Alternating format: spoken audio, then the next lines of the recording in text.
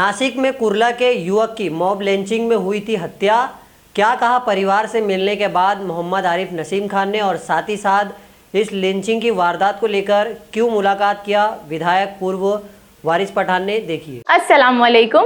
कुर्बानी आ गई कुर्बानी, अब करो सिटी बुचर बॉय के साथ कुर्बानी। सिटी बुचर बॉय ऐप है जिसमें आपको 5786 रुपीस में 15 kg गोश्त मिलेगा और पूरा बफेलो 39,786 रुपीस में मिलेगा। बफेलो कुर्बानी लायक होता है, उसकी कुर्बानी की जाती है सिटी बुचर बॉय ऐप में पूरे अरकानों के साथ। हमने बुक किया है अपना हिस्सा, आप भी डाउनलोड कीजिए सिटी बुचर बॉय ऐप और पाइए free home delivery. Mumbai TV, हर खबर सच के साथ। मैं हूं अफजल शेख और आप देख रहे हैं मुंबई टीवी। हमने आपको लगातार खबरों के जरिए बताया कि कैसे नासिक में मॉब लिंचिंग की वारदात कुर्ला के कुछ 2 युवक के साथ हुई, जिसमें एक युवक की मौत हो गई।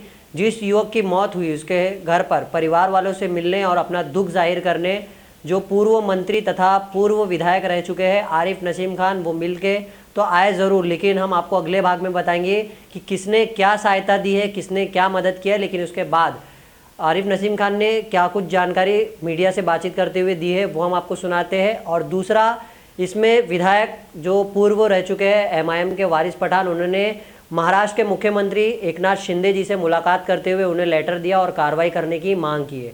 दोनों जो मुस्लिम बड़े चेहरे हैं नेताओं के, वो दोनों तो ज़रूर इस मामले में कूदे तो ज़रूर है, लेकिन सिर्फ और सिर्फ उनके पॉलिटिकल स्टंट के लिए कूदे, क्योंकि अभी तक जो सोर्सेज से मिली जानकारी है आर्थिक मदद और परिवार को किसी भी तरीके का जो कोई तकलीफ ना हो उसके लिए किसी ने कोई अभी तक मदद का हाथ नहीं बढ़ाया है। हम आपको पहले सुना देते हैं कि वारिस पठान ने क्या कहा है और पूर्व मंत्री आरिफ नसीम खान ने क्या कहा है, और अगले भाग में हम आपको बताएंगे कि किसने क्या मदद किया। देखिए, नासिक डिस्ट्रिक्ट में, नासिक ग्रामीण में कल जिस तरह से 2 बच्चे संगमनेर से आ रहे थे और नासिक हाईवे पर टोल नाके के बाद वहां पर उनको रोका गया, उनसे पैसा मांगा गया और उनके जो भी मोबाइल थे, पैसे थे, छीन लिया गया। उनको कहीं ले जाकर आगे 2-4 किलोमीटर के बाद ले जाकर 20-25 लोगों ने उनको मारा है।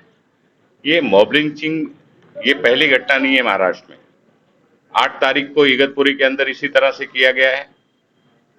परसों शाम को नासिक ग्रामीण में ये घटना हुई है। कल मैंने खुद वहां के जो एसपी हैं वहां उनसे मैंने बात की है और जिस तरह से महाराष्ट्र में गुंडा राज शुरू हुआ है पिछले 3 महीने में, महाराष्ट्र के अलग अलग छोटे बड़े इलाकों में मिलाकर, फिर चाहे वो संभाजी नगर का औरंगाबाद का इलाका हो, कोल्हापुर का मामला हो, अकोला का मामला हो, जालना जिले में हुई घटना हो, संगमनेर का मामला हो, ऐसे अलग अलग इलाकों में 10 से ज्यादा छोटे मोटे दंगे हो चुके हैं। मॉब लिंचिंग अब शुरू हो गई है। क्या शिंदे सरकार महाराष्ट्र के अंदर गुंडों को खुली छूट दे के रखी है? इस तरह से बेकसूरों को, बेगुनाहों को पकड़ा जाता है, मारा जाता है, मॉब लिंचिंग की जाती है। क्या सरकार की ये इस महाराष्ट्र में कानून का राज है या गुंडों का राज शुरू हुआ है?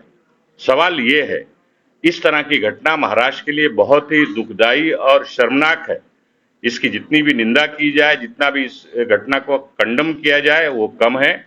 हमारी मांग रहेगी शिंदे सरकार से कि तुरंत इसके पीछे जो लोग हैं सबकी जांच करके सबको गिरफ्तार किया जाए और दोबारा इस तरह की घटना महाराष्ट्र जैसे प्रोग्रामी राज्य में ना हो। इसको पूरी तरह से सरकार इसका तय करे और जो अधिकारी हैं जिनके निग्लिजेंस से इस तरह की कार्रवाइयां हो रही हैं, घटनाएं घट रही हैं, उनके ऊपर भी कार्रवाई करने की जरूरत है। सर, 20 दिन में दूसरी घटना उसी क्षेत्र में, लगातार इस तरह की घटना बढ़ती आ रही है। आप यहाँ पर इस वक्त आए हुए हैं, क्या कुछ आपने इनको आश्वासन दिया है, क्या कुछ कहेंगे? देखिए, मैं आया हूँ, जो मृत्यु परिवार का जो बच्चा था जिसको बेरहमी से मारा गया है, उनके परिवार के लोगों को मैं मिलने आया हूँ, उनके दुख में शामिल होने आया हूँ और मैंने उनको यही यकीन दिलाई है कि आपको इंसाफ मिले और जो मुलजिम है उनके ऊपर कड़ी कार्रवाई हो। उसको लेकर हम लोग आने वाले दिनों में इसको मजबूती से इस मसले को उठाएंगे। सर, मॉब लिंचिंग जैसे ये सब यूज होते हैं, उसके परिवार जो दुखी होते हैं, ये इस चीज पे रोक लगेगी कि नहीं लगेगी? नहीं, बिल्कुल रोक लगना चाहिए। ये सरकार की नाकामी है, सरकार का फेल्यूर है। इस तरह की घटनाएं बढ़ती जा रही हैं। एक एक जिले में 8 दिन में अगर 2 घटना घटती है तो सरकार क्या सोई हुई है? सरकार का इंटेलिजेंस क्या कर रहा है? सरकार का पुलिस डिपार्टमेंट क्या कर रहा है? सवाल उसके ऊपर है।